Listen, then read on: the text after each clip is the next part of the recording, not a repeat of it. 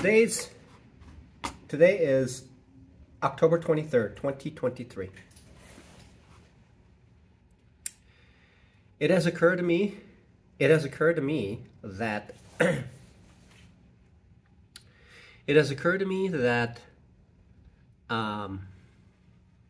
it has seriously occurred to me that stop loss is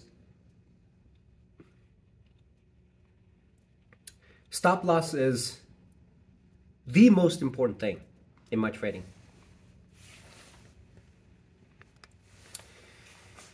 The reason why I say that is the most important thing is because my current win-to-loss ratio is roughly about 50%. It means that 50% of the time my trades are incorrect. So that means in order to fix the issue, in order to save myself from that 50% loss, I need to put a stop loss in it so that I don't even have to think about it and just exit. That means at those instances where I'm incorrect, it means that I just exit with that loss. It's done. It's done. The trade is over. And so when I attach a fixed stop loss to that and look for a bigger gain, that means that when I have a 50-50 win-to-loss ratio, then the gains will outpace because it's 50-50. So when I lose less than what I make. And as I do that, then I constantly use my time to develop better entries. And so what that will do is slowly but surely will improve my odds of winning more than losing. So I improve my win-to-loss ratio as time progresses. And as time progresses, I can adjust the way that I set my stop loss so that I can optimize it as well. So for the time being, what I need to do is set a concrete number in order to perform forward testing in my trading. And when that happens, that will allow me to buy some time in developing a more sophisticated response to the market.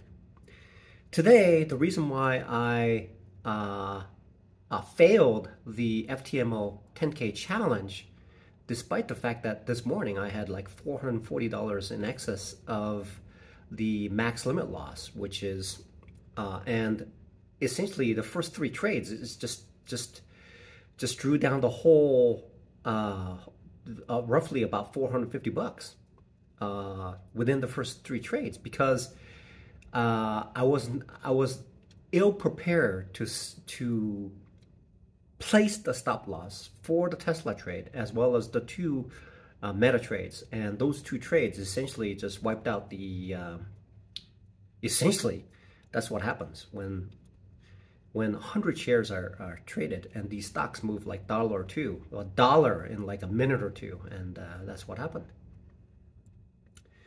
So the future is for me, now that I have looked back for the past couple of years and realized that stop loss is pivotal. It is the most important thing that I can do right now in order to, because if my win-to-loss ratio is let's say 30%, okay? Let's say it's 30%, then it is more crucial. It is more crucial to place a stop loss. The higher, the lower win-to-loss ratio, that means that I have to put the stop loss in there. Otherwise, that 70% of the time is going to run wildly and essentially just wipe out the whole account. So it's this logical mind. See, I've known this. I've actually known this for the past for quite a while. I did not realize this for maybe 2 years. For 2 years, I did not know this. I was trading and I'm wondering, okay, so why is my account like all of a sudden dropping 50%? 50%. And I would repeat that like 100 times in 1 year. And I would say to myself, oh my God, I had $5,000. Now, within a matter of 2 to 3 days, after accumulating that, now it is only $1,000, right? I'm saying that to myself. I'm saying to myself, and I'm like trying to figure this out. Why? I'm asking myself on the video. I'm looking at myself. I'm asking myself, right? I'm looking at myself, and I'm looking at myself and saying, why can't you figure this out? Why can you not understand what's going on? Why?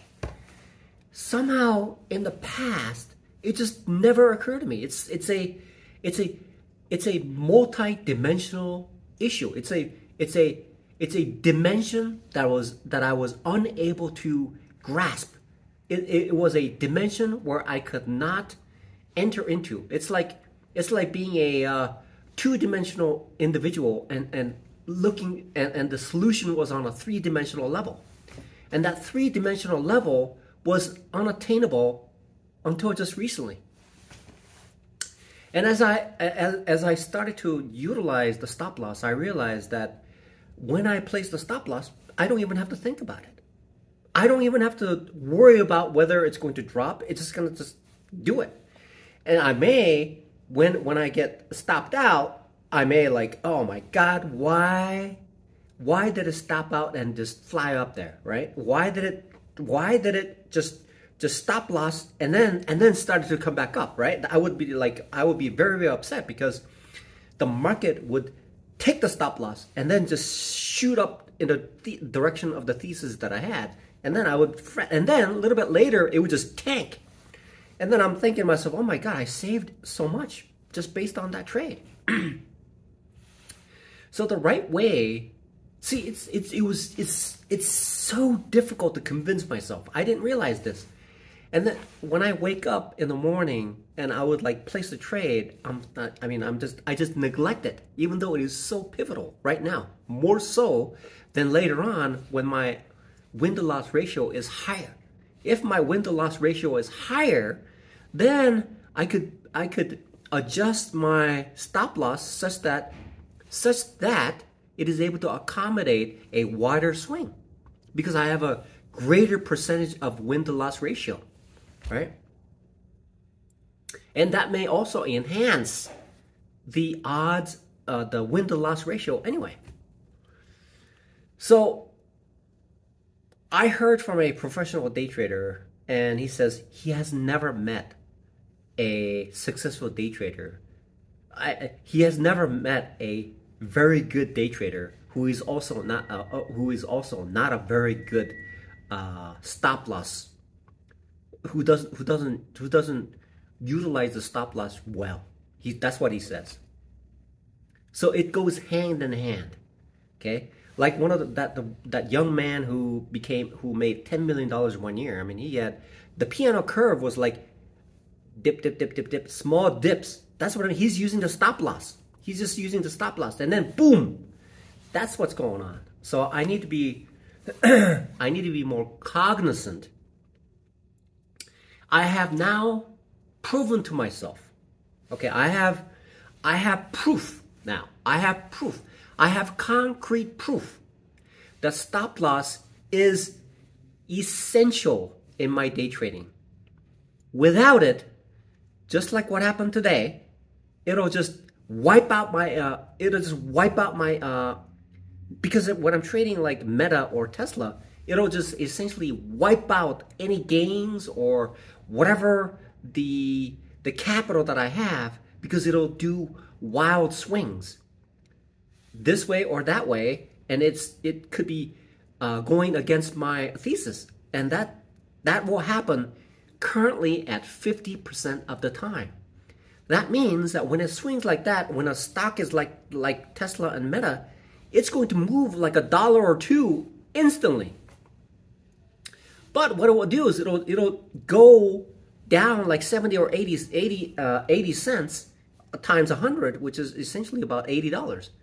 And just like that green frog, which is cold-blooded, and you slowly heat up the burner until it gets to $200, I don't see it. I don't feel it. And then at that moment, when it's $170 beyond where my stop loss should have been, after the fact, I would say to myself, you know, stop loss there, stop loss there, stop loss there. That would only be a loss of $100. But in this case, what happened was it just wiped out the whole account. So I have now a concrete proof, a proof to myself that these things actually do happen. And stop losses are essential. More essential now than later on when I become more and more attuned to utilizing the setups to improve the win-to-loss ratio. But until then, this is essentially, I was thinking of an analogy of, I was washing dishes and I thought to myself, you know, this is very, very similar to like, it's an analogy of something. So it's like riding a motorcycle. So certain states you don't have to wear helmets, okay? Above a certain age, you don't have to wear helmets. Maybe it is now, but back in the days, it didn't. So when I was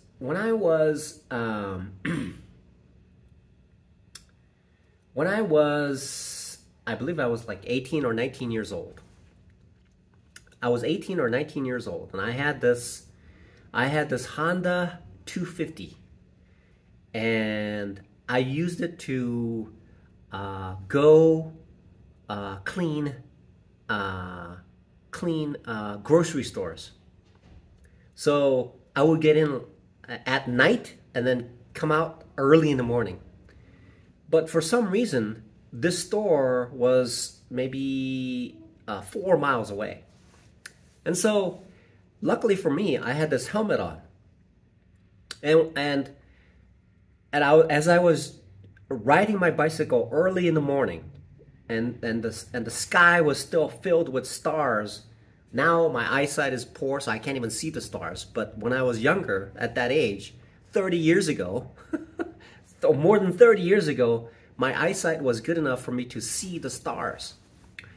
And so when I awoke, I realized that my motorcycle had crossed the median because I fell asleep. And then all of a sudden, the motorcycle at about 55 miles an hour just slipped right underneath me, right? And the motorcycle just slid first because it's metal, and it created sparks and just started flying out. I had my jeans on, and I had my helmet on, I had my jacket on, and then I rolled right along with the motorcycle, and I lay there in the middle of the road. And this pickup truck, old pickup truck, door opens, and this guy comes out and says, "Hey, you okay?" And then I realized I was just looking at the stars. I was just looking at the stars. Okay? And then when I got, and then I walked over to the motorcycle, and several of the metal bars were bent, handlebars, but the motorcycle still ran. It's a Honda 250 cc. And then I rode it back home, right? And then when I got home, I realized my palms were all scraped up, and my knees were scraped up. And luckily for me, the jeans and the jacket protected me, and my elbow had a huge gash on it, and I had to go to the hospital to get it stitched up. But when I got back home, I looked at the helmet, and the helmet had this huge gash on it, which meant that had I not worn the helmet, I would have never met my ex-wife. I would have never had my son, Adrian, my daughter, Elise, and that would have been it. And so that helmet represents a stop loss. Total, complete lobotomy. It stops a complete and total lobotomy that occurs. Anyway, when the account is drained to like zero, it's mental lobotomy anyway, right? Figuratively speaking, the emotion is so intense and the feeling is so, it is excruciatingly painful that it is essentially equivalent to a lobotomy. And therefore, a stop loss stops that lobotomization by placing a motorcycle helmet on the head. That's how important a stop loss is. And I found that out today. After losing these challenges are not cheap, okay?